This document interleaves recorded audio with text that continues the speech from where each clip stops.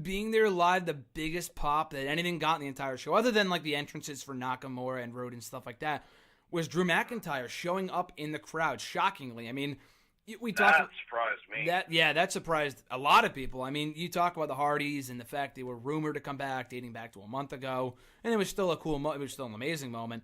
But with McIntyre, I mean, you hear all these people all the time. This person might be coming in. Kyle O'Reilly from Ring of Honor, I heard, might be coming in soon. So you hear all this, this buzz surrounding certain people from other promotions that might be coming into WWE. Nothing was said about Drew McIntyre. I mean, I know he left WWE, or rather TNA, about a month or so ago after they did not re-sign him. That was really the only reason why he didn't stay. They approached him too late with a new contract, so he left. That's such a TNA thing to do, like LOL TNA. No one was really thinking like, oh, he'll be back in WWE anytime soon. But yeah, he is officially signed to NXT. I heard he made his debut at the tapings last night at Full Sail, or 2 days ago, whatever. So he is back. He didn't have Broken Dreams as his theme, which makes me very upset. Yes, I know. I was gonna ask about that as well. I heard he did not bring back that theme. I'm not entirely surprised, because I think for a lot of people, I mean, I will say this: it was one of the greatest themes, in my opinion, of the past 10 years. Which is surprising for a guy that did not have a ton of success originally in WWE. But the theme was amazing. But at the same time, I feel like people, and this might be just me, people might associate that theme with the Chosen One character and just the stigma of failure that he had the previous time. And it was a great song, but again, maybe it's just me, but it never fit McIntyre. Like, if they gave that song to someone, I don't know who that would be. I don't know. The song was amazing. I love the song. I just never thought it fit McIntyre himself. And now that he's back as a babyface, I don't know if it would have worked as well. That being said, it would have been cool had he come out to the song at least once before he changed it on NXT or something. But that being said, yes, like I said, McIntyre back in WWE NXT. He was in the original incarnation of NXT, not the friggin' competition show, but when they started filming it at Full Sail 5 years ago, and now that he's back.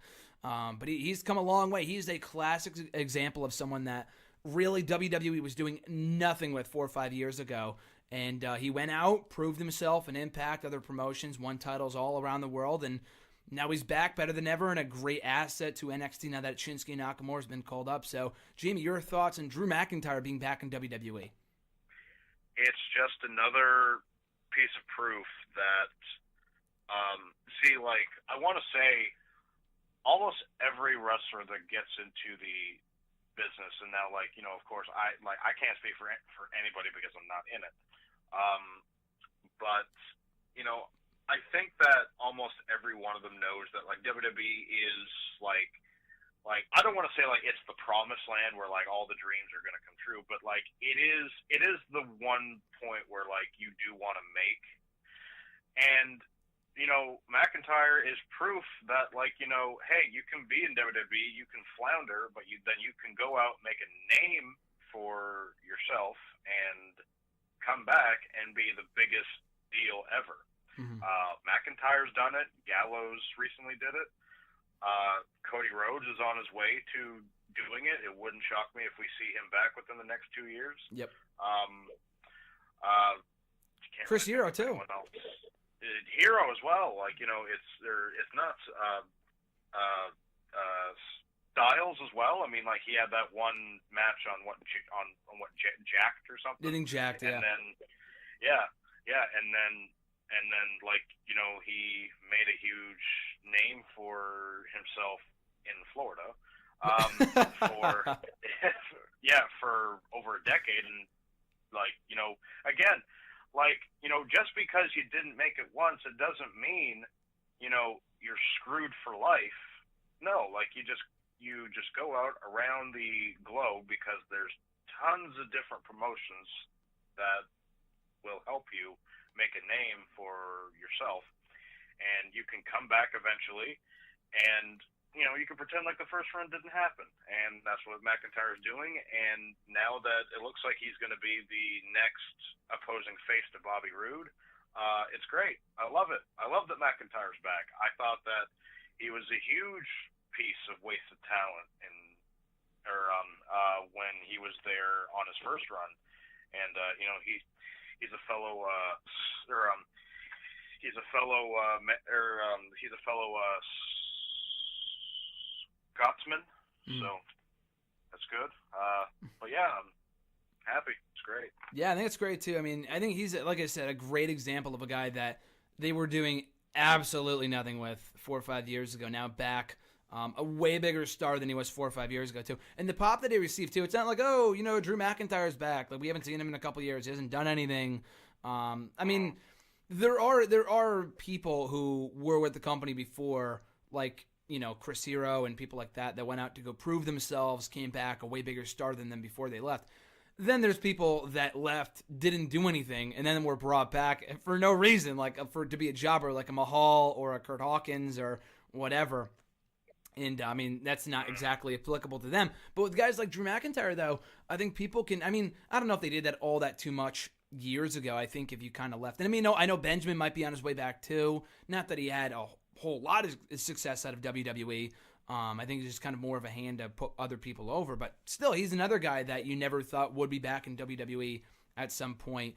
And I think people can kind of learn from that. You know, because most people just leave WWE, and that's it. A guy like Wade Barrett, who I don't think has really done anything outside of it. I don't think he really intended to. I don't think he ever really wanted to go back, nor does he want to go back. But, you know. Wrestling just seemed like it just wasn't for him at that point in time, because I think that he said, like, even when he left, he said that he was going to take a break from it for a while. And, like, you know, to be fair, that's good. I mean, you know, you go from leader of, in my opinion, one of the most underrated groups in Nexus to a fucking king. With a plunger as a scepter. Feuding over a damn plunger. It's like, okay. With R-Truth. You've got to take a step back and just think, what am I doing here?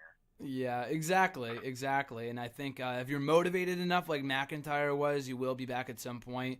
Like a guy like, I'm a fan of his, but I'm going to go ahead and say it. A guy like Ryback who left, and it seems like he's not, I mean, he is doing stuff on the side. I know he's got Don't get me started with Ryback. I know you, I saw your tweet about the Owens thing, and I laughed, and it's so true. It's like, I understand you have an opinion, but oh my God. The guy's got to shut up at this point, really. He says Punk is better. What are you doing? Yeah.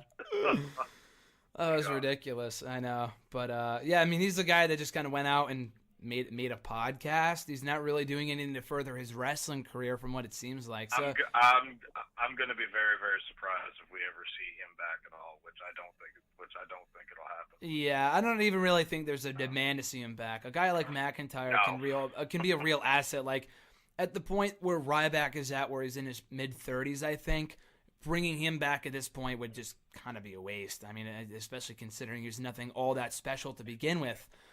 But yeah, McIntyre, great to see him back. We'll continue along here with the rest of the WrestleMania card.